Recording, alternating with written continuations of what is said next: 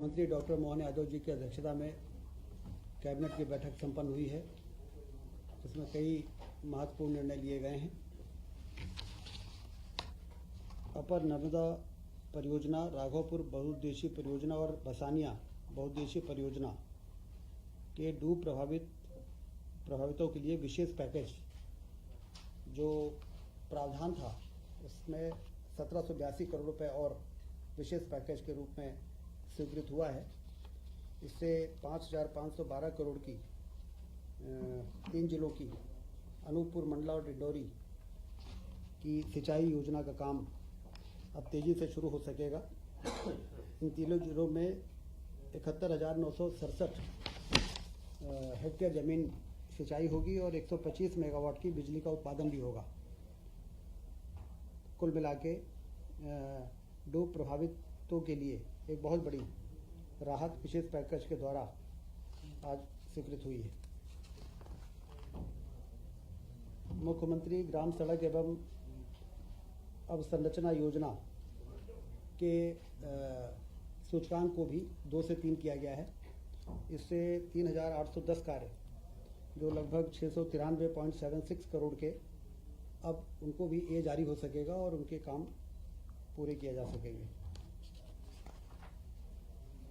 भोपाल और Indore metro rail परियोजना के संचालन और रखरखाव के लिए राजस्व मद में बजट का प्रस्ताव आज कैबिनेट में लाया गया था।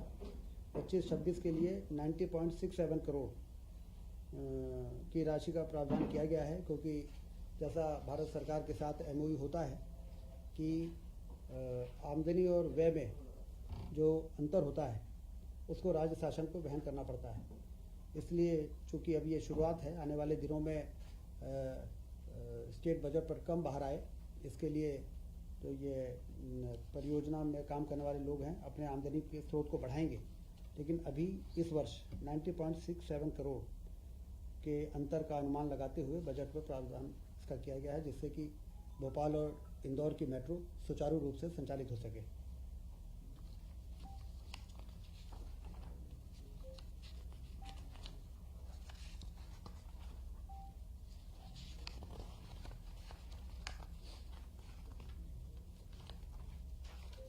मुख्यमंत्री उद्यम क्रांति योजना 26-27 से लेकर 30-31 तक निरंतर रखने का प्रस्ताव था, जिसको मंजूरी मिली है। उद्यम क्रांति योजना से काफ़ी लाभ मिल रहा है निवेशकों को। इस योजना के अंतर्गत 905.25 करोड़ के व्यय के लिए भी स्वीकृति आज कैबिनेट ने दी है। योजना के तहत प्रदेश के 18 से 45 वर्ष के जो स्थानीय युवा को स्वरोजगार हेतु 50,000 से 50 लाख तक का ऋण बैंक द्वारा स्वीकृत किया जाता है। शासन द्वारा 3% प्रतिवर्ष ब्याज में अनुदान तथा 7 वर्ष तक ऋण गारंटी फीस अनुदान दिया जाता है। इस योजना को आने वाले 5 वर्षों के लिए सैंक्शन किया गया है। वन विज्ञान केंद्र की स्थापना होगी। जैसे कृषि विज्ञान केंद्र होते हैं, उसी प्रकार से वन विज्ञान केंद्र एक नया नवाचार है। ये 25-26 से लेके 29-30 तक राज्य में 6 वन विज्ञान केंद्र की स्थापना होगी।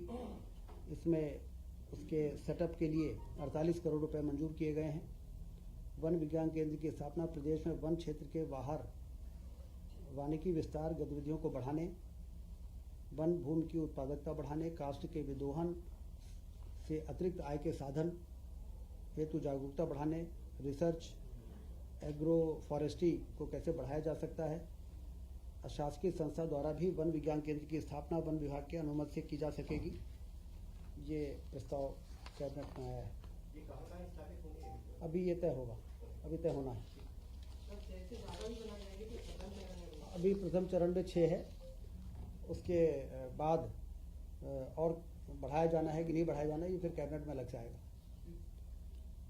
राज्य शासन में कार्यरत कर्मियों के पदों से संबंधित अस्थायी और स्थायी पद का अंतर समाप्त किया गया है।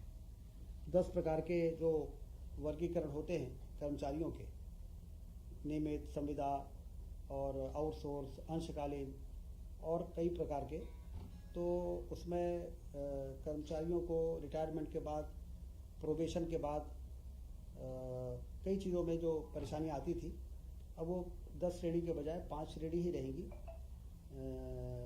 और काफ़ी इससे कर्मचारी वर्ग को राहत मिलेगी।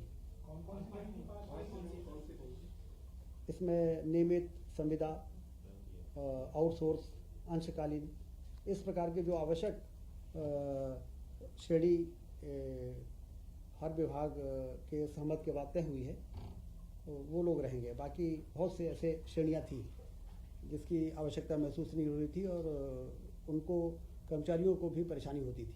तो ये बहुत ही महत्वपूर्ण निर्णय आज कैबिनेट ने लिया है।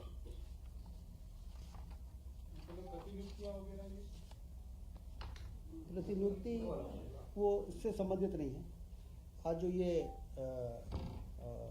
निर्णय है ये काफ़ी लंबे समय से आने वाली परेशानियों को ध्यान में रखते हुए ये किया गया है।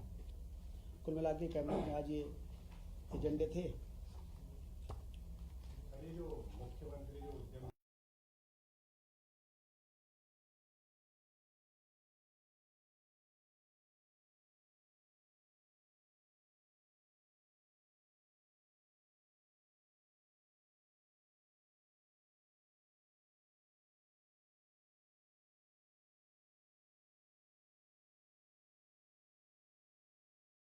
तो लगातार रिव्यू होता है कि कितने आवेदन आए हैं, किस जिले में कितने आए हैं, कितने सैंक्शन हुए हैं। और इंडस्ट्री में तो ख़ास तौर से आप देखिए कि मुख्यमंत्री जी जिस प्रकार से रुचि ले रहे हैं, तो चाहे वो मेजर इंडस्ट्रीज हो चाहे MSME हो, तेज़ी के से निवेश हो रहा है। और इसका जो अभी तक का परिणाम है GIS के बाद, GIS में लगभग 30 लाख करोड़ रुपए की निवेश के कंसेंट आए थे और 8 लाख करोड़ रुपए के काम शुरू हुए हैं। 6 लाख करोड़ के काम शुरू हैं और 2 लाख करोड़ रुपए के निवेश से संबंधित गृह मंत्री जी मध्य प्रदेश आ रहे हैं, उसमें उसके भूमि पूजन भी करेंगे।